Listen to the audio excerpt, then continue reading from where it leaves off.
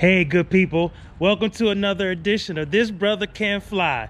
Now, it's looking a little iffy in terms of whether or not I'm going to be able to fly or not. So I'm going to, basically take the chance, go over to the airport, see what's going on. But if you look, can you see up there? See how the clouds are moving, but they're kind of overcast in some places.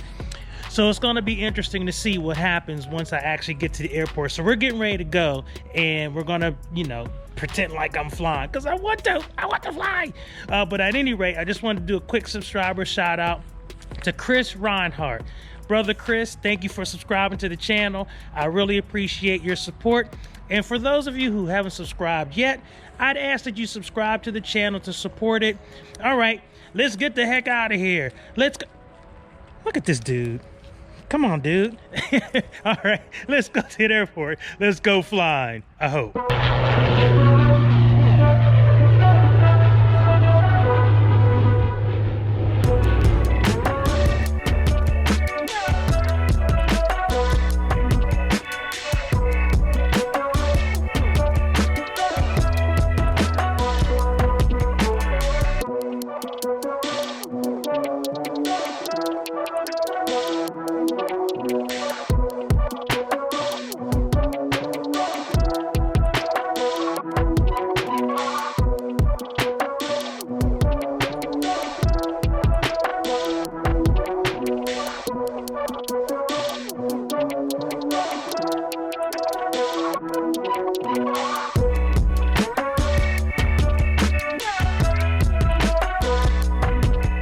Okay, I'm here at the airport, and as you can see, it's very overcast, very low ceiling, lots of clouds.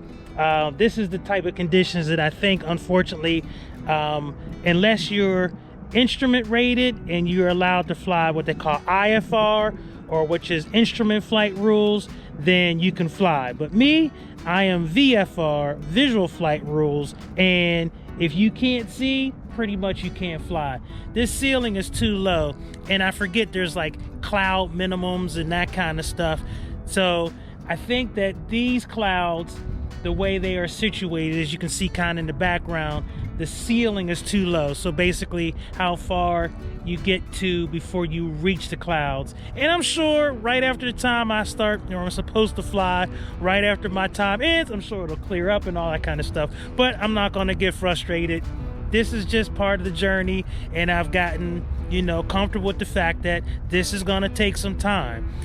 So I want to fly today, but it doesn't look like this is going to happen. So what I'm going to do is I'm actually going to do a ground school, and hopefully you can see me do it. I'm going to try to get into the airplane, go through the checklist, practice doing that, and and video it so I can show you how you do a pre-flight, not the pre-flight, but the kind of checklist stuff. But also I want to do it because I want to be able to watch it myself so that I can remember, because every time I get out here, just before I get to, start to take off and push the throttle forward, I always start freaking out and I forget everything about the checklist, and I'm really not learning. So I think with the pressure of knowing that I'm not actually going to fly and not having that fear of that, because there's always a little bit of nervousness still, hopefully that'll help me really learn, each of the components of the checklist. So that's what I want to do. So hopefully I'm going to do that right now. It feels pretty good being in this one since my discovery flight. Yeah, this one. Yeah, this is the one. This one is the one you can just prioritize them. We'll take out the Hobbs lock. You can take that off. It's fine. Oh, you sure? Yeah. Okay. There's a control lock. Okay. Gotcha. So, and then master switch. So for these checklists, right? This is essentially a condensed version of that you use, that green pre-flight checklist. Okay. Do you use that one? No, we usually use. Well, at least in the other one, Quebec Sierra, it looks like this type of thing. Okay. Then on the pre-flight checklist, when you get the clipboard, there's like a green pre-flight checklist on there. It kind of breaks everything down even more into detail. Okay. There's some things that are not. It's the same for all these planes, but they're not like, sometimes there's things on there that aren't on the plane. And it kind of breaks it down a lot more clearly. Okay, I'm gonna have to check that out, because passenger briefing, we're gonna go out here. So this is what. So passenger briefing is essentially what we essentially do is we talk about the safety features of the plane. It's kind of like on the safety briefing of an airline, you know. Then the circuit breakers. So these are all of these circuit breakers here. There's another set up here. Okay. So you're just looking to see that these are all in, and I guess if one was out, then that would be that something's up. Yeah. Fuel selector. Yeah. So that's where this is in the car. Okay, this is left. That's where you make sure it's in both. Okay. You could turn it. Okay. And then fuel shutoff valve. Right here. So you make sure this is in. So you make sure it's on. Okay. What does it say? It's on. Right? So on is in, basically. Yeah, on is in, off, so that we don't turn the fuel shutoff. Now, what's really interesting is I don't know if Quebec Sierra. I don't. Okay, yeah, because I was like, that looks different. Electrical equipment. Now this is off. Yep. So you make sure everything is off here. We keep the beacon on around here, just because. The reason we keep the beacon on is because if we have the landing light turned on, I mean, if you have the battery master turned on, people know the battery master's on because we see the beacon on. Oh, okay. And we keep the beacon on before we start the engines, and people know that something's about to happen to this plane. Okay. Something either's going to start or I don't know what's going to happen, so people know to stay away from it. You know? Okay, gotcha. So then, starting engine, master switch. This is where Quebec Sierra and Echo Romeo are really different. Oh, really? Okay. Really different. Right? Okay. It's like completely different. So we'll talk about this one. We can go into Quebec Sierra and do it in there too. Okay. Just to go over it. But okay. This is really one of the main, apart from the carburetor, this is where it's completely. Oh, because that's carbureted and this is fuel injected. Yeah. Oh, gotcha. So we'll walk through this one here. Because that's when I got into this, like, yeah, that's right. There's no thing over here. Yeah. No primer. Okay. Throttle. Now this is the other thing that I didn't understand is 1/4 inch on the throttle. Yeah, so people think 1/4 inch, they just pull it in and push it in like that. That's a lot. So once you turn it on, it'll just go right up to 1500 RPM. Okay. And like that it's not good. When you think about it, it's not good for the engine. Right, right. So when you do 1/4 inch, it's just a really tiny push in. Okay. And if it's struggling to get on, if you like try to start again, maybe you can push it a tiny bit more. You know? Okay. So cold start. Let's do cold start. Cold start. So this is where it's really different. So when you do the cold start over there, right? You did that. You did that primer, right? So we don't have a primer here. What we do here is you can just go to the show. So it's like fuel pump on. So where's the fuel? Fuel pump is right next to the battery. So that's where the Quebec Sierra does not have a fuel. Oh, so I flip that on, and then you start hearing it going on. You start hearing the fuel. You'll actually hear the fuel pump go on. Oh, interesting. Okay. And mixture rich. You can push that in. And I realized that you have to push that button. Yep. I was like, it won't go in. So you keep that rich for 3 to 5 seconds. Okay. So you can't let 1 to 2. And then bring it back out. And then you follow it. Mixture lean all the way up. Okay. Then mixture lean. Yep. Okay. And then fuel pump on. Oh, okay. So I guess what this is putting engine. Gotcha. Oil pressure.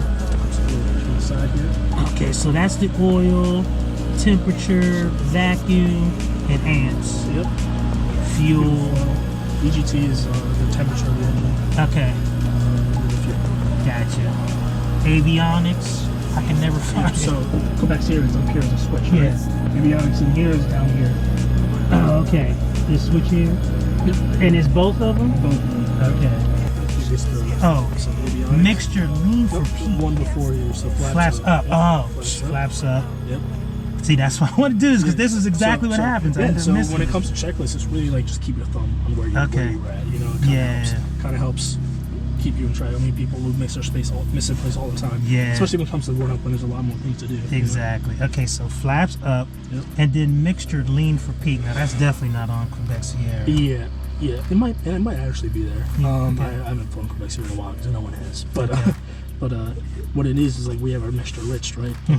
When we just turn it on, what we do is we lean this mixture until we see a little slight rise in RPMs there. Okay. And then that means it's lean for the peak. So that's like the fuel flow, the fuel setting that has a peak RPM. We don't need to have the max amount of fuel going into the Oh, engine. I got you. Kind of saves fuel and that kind of Okay. stuff. So you just keep pulling it until you see that indication. That there? low rise, yeah.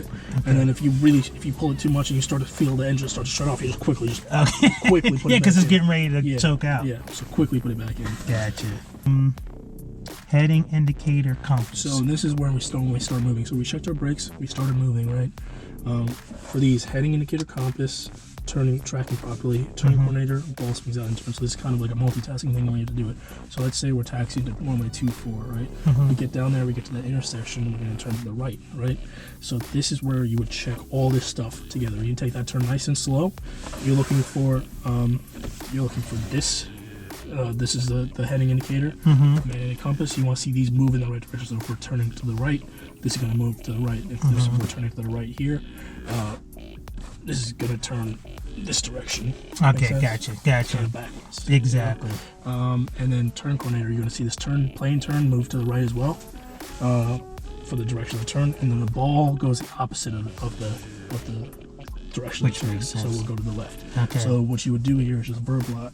Again, I like to verbalize everything you do. So like even when you're just doing like the checklist, like just say like, okay, avionics on, flaps up, mixture lean, brakes check, all that kind of stuff. And then you're doing this, you say, all right, heading indicator, magnetic compass moving in the right direction and freely, turn coordinator is moving in the right direction, ball is opposite, Oh, okay. And you verbalize everything so everyone knows what you're checking. Gotcha.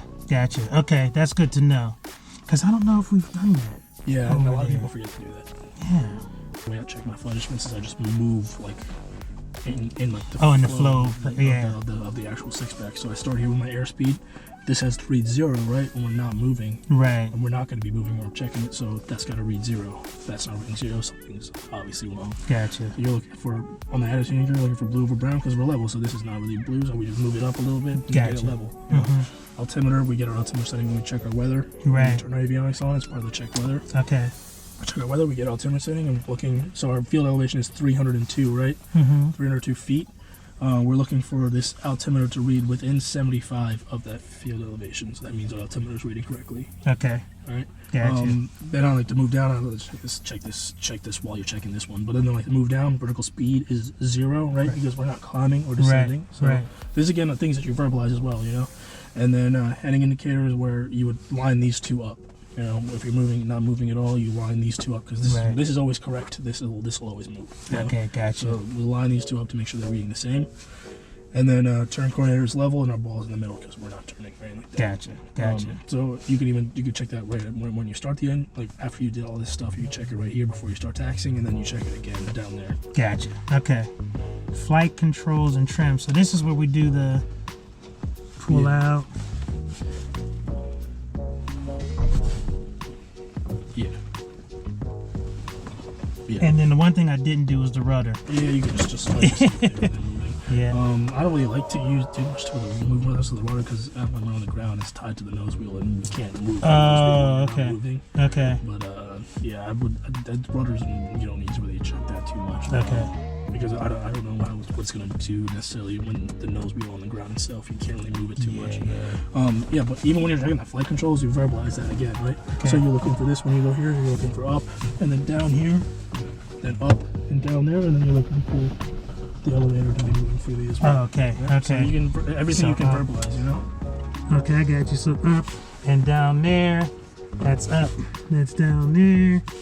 And then frame correct on the. Okay, gotcha. Yep. Yeah, I didn't even know how to verbalize that. Suction gauge. That's where I always.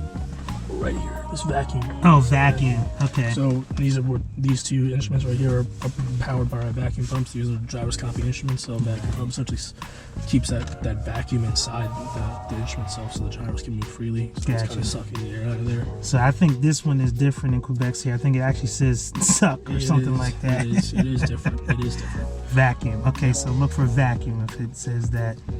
Alternator. So this is when you switch this side. The left switch off. Yeah, and then back on. And I'm looking for. No, so you're looking for here in the amps right here. Okay. You're looking for drop, so you want to see the battery start to discharge, because that means we turn the alternator off, the battery's not charging anymore. Gotcha. So it starts to discharge. Gotcha. Okay. Okay, so alternator, switch. I'm looking for an amp drop. Yeah. Enunciator panel. Quebec Series doesn't have this. Right. This is the enunciator panel right here. So it'll come up with like low fuel, left or right, vacuum failure, vacuum pump failure up here. It'll have alternator failures here too. I forget what else it has. Alternator failure. What we do in the enunciator panel, you make sure there's no lights here because you don't want any lights because that means there's something. So as long as there's no lights, I check the enunciator panel. No lights. You should be good, but I also like to test it, so we press up on the test. Okay. So then all the lights come on. We test it to make sure the lights are working. Gotcha. So flaps set, and I would imagine set being all the way up. Yep. No flaps for normal takeoff. When we do other takeoffs, we have like performance takeoffs, like short field, soft field. We might need some flaps. For okay. But just for more lift or whatever to get off. Yep. More, but for normal takeoff. Okay. Will we kind of go to cruise at this point? So when you're in a climb, right, you could still do this. It's still a pretty standard climb. So you can look down this climb checklist, be like, okay, flaps are up, mixtures is required. We're just gonna have it rich the whole time right now. Engine gauges. Yep. Yeah, make sure everything is in the green. Pressure, the temp, that kind of stuff. And then airspeed is what airspeed is 74 knots. And then 85. So exactly what I was saying. You know, 75-ish until you reach to the obstacles, and then you can start climbing at 80, 85. Gotcha. 85, that's good to know. Because that's one thing I haven't been paying attention to at all. Okay. You know, I just get in there and I just go, all right, we're flying. Yeah. I have no idea what the hell is going on there. Sure. All right, so I'm going to try to remember that. Yep. Descent. So that's when we checked our WAS or AWAS. Or ATIS, yep. So that's exactly what I was saying. So in the checklist, it'll have check weather. Okay. Fuel shut-off valve on. That's interesting. Remember this one? It's down here. This is what we checked when we first Gotcha. started. It's on. Fuel selector on both. Yep. And approach briefing. So so this is where you would talk about what runway you're going to be using, how you're going to enter the pattern for that runway, what traffic pattern altitude is, how you're going to enter the traffic pattern obviously, and what the winds are. And this is also where you would refresh yourself on the taxi diagram of the destination airport. Be like, all right, I'm going to pull up the taxi diagram. This is the runway we're landing on. We exit the runway to the left or the right, and then we expect, like, if there's like a runway right next to it, be like, okay, we gotta watch out for this runway right next to it, and then we can even brief our taxi back to our parking. Gotcha. So he's just preparing yourself for the approach briefing, for the approach, so you know exactly what you're gonna do before you actually do it. Right. Gotcha. Flaps set. Now this is where it gets interesting. So that the amount of flaps, degrees, notches, or whatever, that's where we are in the pattern at that point, right? So and then on the downwind, you put your 10 degrees of flaps in. Okay. So it's 10 degrees for the first one, then you turn base, then you put 20, and then finally you put 30. Gotcha. Okay. And after landing, we turn our landing light off. And anti-collision lights is our strobe light. We turn that off as well. Okay. Trim set to take off. Get that back down to take off. Mixture lean as required. It's the same thing you did on this time earlier. Gotcha. Flaps up. And pitot heat off. Pitot, yep. And then security. And it's shut down. So then we check our mags one more time to make sure they're grounded. So you turn the mags to the left and right, and you want to see a quick drop in RPMs. And if they don't drop, that means the mags are grounded. So that means anyone can come along and touch it, and you can start. Yeah. And the hobs, so you're right, tacker rated. I'll usually do that. And then the control lock, chocks, sometimes. Gotcha. Okay. Wow. That's pretty significant. All right. So let me put this in so I can just practice that. All right, cool. This was very helpful. Very helpful. Because there's no pressure to, like, you trying to, like... It's just more practice on the ground, so it's stressful when you're in the sky. Or when I'm moving, or and I'm like, blah, blah, blah. Yeah. All right, let me get that daggone thing. That's perfect. Okay, good people, thank you for joining me on this part of the journey. Looking at the checklist, definitely important. And I know it was kind of boring, but I tried to make it a little more exciting. But at any rate, I tried to edit for time so it wasn't too long. Happy New Year to everybody. Welcome to 2020. My journey continues in this new year, and I'm so excited about all the things that this journey is going to bring. And if you notice, this journey, this new year already brought something new. Yes, if you notice, I have a new CFI, or Certified Flight Instructor. I'm not going to say his name just for his privacy, but yes, my other flight instructor has now moved on. I have a new flight instructor, so we're going to see what it brings. And that's part of this journey. There's all kinds of changes, there's ups and downs, and I have a new flight instructor, and I'm actually excited. And he's excited as well. At least it seems that way. So anyway, welcome to 2020. Thank you for joining me on this journey. This brother can fly. Signing off in the Deuce Zero, baby. Man, that sounds stupid. Welcome to 2020. Bye.